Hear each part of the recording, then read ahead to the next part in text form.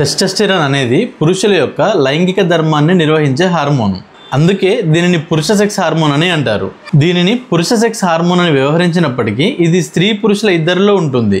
కాకపోతే పురుషులలో రోజుకు 6 నుంచి 8 మిల్లీగ్రాములు విడుదలవుతుంది. అదే స్త్రీల విషయానికి వస్తే వాళ్ళకి రోజు 0.5 మిల్లీగ్రామ్ మాత్రమే ఉత్పత్తి అవుతుంది. ఈ హార్మోను లైంగిక ధర్మ నిర్వహణకే కాకుండా ఆకలిని పెంచడానికి, మజిల్స్ గ్రోత్ అవ్వడానికి, ఎముకలు స్ట్రాంగ్ అవ్వడానికి కూడా ఉపయోగపడుతుంది. అందుకనే ఇది స్త్రీ పురుషుల ఇద్దరిలో ఉంటుంది. కాకపోతే పైన చెప్పినట్టుగా స్త్రీల కన్నా పురుషులలో ఎక్కువ మోతాదులో ఉంటుంది. మగవారు వయసుకొస్తున్న కొద్దీ స్వరపేటిక పెద్దదవడము, అంటే ఒక 13-14 ఏళ్ల పిల్లవాడు అప్పటిదాకా సన్నని గొంతుతో ఉంటాడు. క్రమంగా వాడి గొంతు మారుతూ మందంగా వస్తుంది. అప్పుడు మనం గమనించాల్సింది ఏంటంటే వాడికి టెస్టోస్టెరాన్ హార్మోన్ లెవెల్స్ పెరిగిపోతున్నాయని, వాడు బాల్యంలోంచి యవ్వనంలోకి వస్తున్నాడు అనేది మనం గమనించాలి.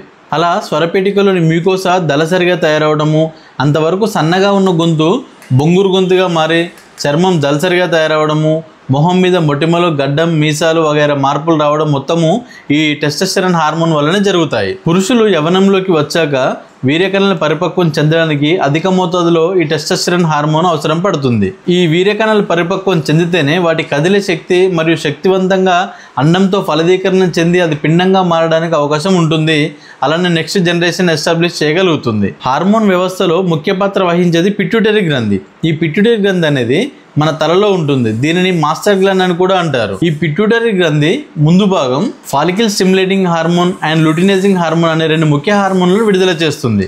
మాతృ గర్భంలో మగ శిశువు ఉన్నప్పుడు అందులో మగ శిశువు అవయవాలన్నీ తయారవడానికి టెస్టోస్టెరాన్ అనే కీలక పాత్ర పోషిస్తుంది. నేను ఆల్రెడీ కడుపులో బిడ్డ ఆడ లేదా మగబిడ్డగా ఎలా జన్మిస్తుంది, దీనికి తల్లి కారణమా లేక తండ్రి కారణం అనే వీడియో చేశాను. అది మన ఛానల్లో ఉంటుంది, చూడండి. అలా మగబిడ్డ అవయవాలన్నీ రూపుదిద్దుకోవడానికి ఈ టెస్టోస్టెరాన్ ముఖ్య పాత్ర వహిస్తుంది కనుక అందువల్ల కూడా దీన్ని పురుష సెక్స్ హార్మోన్ అని అంటారు. ఈ టెస్టోస్టెరాన్ హార్మోన్ సఫిషియెంట్ గా ఉంటేనే పురుషులకు సెక్సువల్ లైఫ్ సాఫీగా సాగుతుంది. ఈ హార్మోన్ తగ్గినప్పుడు సెక్సువల్ గా వీక్ అయిపోవడము, ఎక్కువసేపు సెక్స్ లో పాల్గొనలేకపోవడము, సెక్స్ చేయాలన్న ఆలోచన రాకపోవడం లాంటిది జరుగుతూ ఉంటుంది. యువకులలో అయితే వృషణాలు అంగం అభివృద్ధి చెందవలసిన మోతాదులో అభివృద్ధి చెందకపోవడము, అంగం గట్టిపడిపోకుండా మెత్తగా ఉండిపోవడం లాంటి సమస్యలు ఎదురవుతూ ఉంటాయి. మాతృగర్భం నుంచి శిశువు జన్మించాక 10 సంవత్సరాల వయసు నుండి లీడింగ్ సెల్స్ టెస్టోస్టెరాన్ హార్మోన్ని తయారు చేస్తాయి. ఈ హార్మోన్ యొక్క మోతాదును మెదడులోని హైపోథాలమస్ అనే భాగం అతి జాగ్రత్తగా పర్యవేక్షిస్తూ ఈ టెస్టోస్టెరాన్ ఎంతవరకు విడుదలవ్వాలి అనే దానిని కంట్రోల్ చేస్తూ మనకు కావలసినంత మాత్రమే విడుదల చేస్తూ ఉంటుంది. ఈ హార్మోన్స్ అన్నీ ఒకదానికొకటి ఇంటర్లింక్ అయి పనిచేస్తాయి. కానీ కొన్ని ఆహారపు అలవాట్లు, కొన్ని ఆరోగ్య సమస్యల వల్ల అప్పుడప్పుడు ఈ టెస్టోస్టెరాన్ హార్మోన్ కంట్రోల్ తప్పి ఆడ-మగ ఇద్దరిలో కొన్ని ఇబ్బందులకు దారితీస్తుంది. అదే మగవాళ్ళలో టెస్టోస్టెరాన్ తగ్గినా పెరిగినా కొన్ని ఇబ్బందులు ఎదురవుతాయి. పెరగడం వల్ల తక్కువ స్పెర్మ్ కౌంట్ ఉండడము, హార్ట్ మజిల్ డ్యామేజ్ అవ్వడము, ప్రోస్టేట్ గంది పెరగడము, నిద్ర లేకపోవడము, మానసిక ఒత్తిడి, అగ్రెసివ్ బిహేవియర్ కలిగి ఉండడము, శరీరం మీద అధికంగా వెంట్రుకలు రావడం అనే లక్షణాలు మనకు కనిపిస్తూ ఉంటాయి.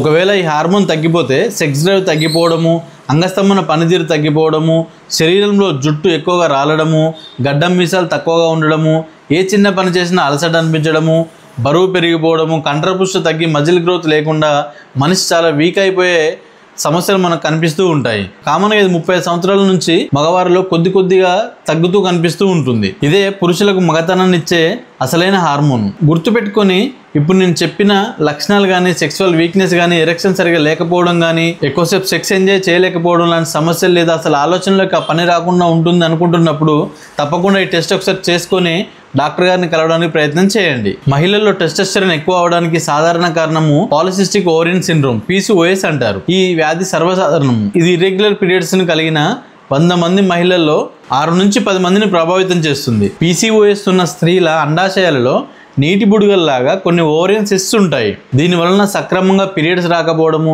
సంతానోత్పత్తి తగ్గడము, ఫేస్ మీద గడ్డం మరియు మీసాలు రావడము మరియు ఒళ్ళంతా అనవసర వెంట్రుకలు రావడం అనేది జరుగుతూ ఉంటుంది. మరి కొంతమందికి మగవాళ్ళలాగా బట్టతల కూడా వస్తుంది. నల్లబడిన మందంపాటి చర్మము, బరువు పెరగడము, నిరాశ, ఆందోళన వంటి లక్షణాలు మనకు ఎదురవుతూ ఉంటాయి. అధిక టెస్టోస్టెరాన్ స్థాయిలు ఉన్న స్త్రీలు పురుషులకు ఉండే అనేక సమస్యలతో పాటు రొమ్ము పరిమాణం తగ్గిపోవడము, వాయిస్ లోతుగా రావడము వంటి లక్షణాలను అనుభవిస్తూ ఇబ్బంది పడుతూ ఉంటారు. సో ఇది ఇవాళ వీడియో. మీలో ఎవరైనా 10 లక్షణాలు ఫేస్ చేసి ఉంటే కనుక నా కామెంట్ సెక్షన్లో తెలియజేయండి.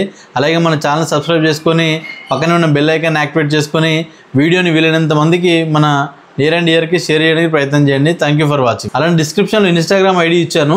మీకు ఏమైనా సమస్యలు ఏమైనా నాతో సలహాలు ఏమైనా కావాలంటే దాంట్లో ఇన్స్టాగ్రామ్లో ఫాలో చేసి మెసేజ్ చేయండి. యాజ్ సూన్ యాజ్ పాసిబుల్ మీకు రిప్లై ఇవ్వడానికి ప్రయత్నం చేస్తాను. Thank you for watching.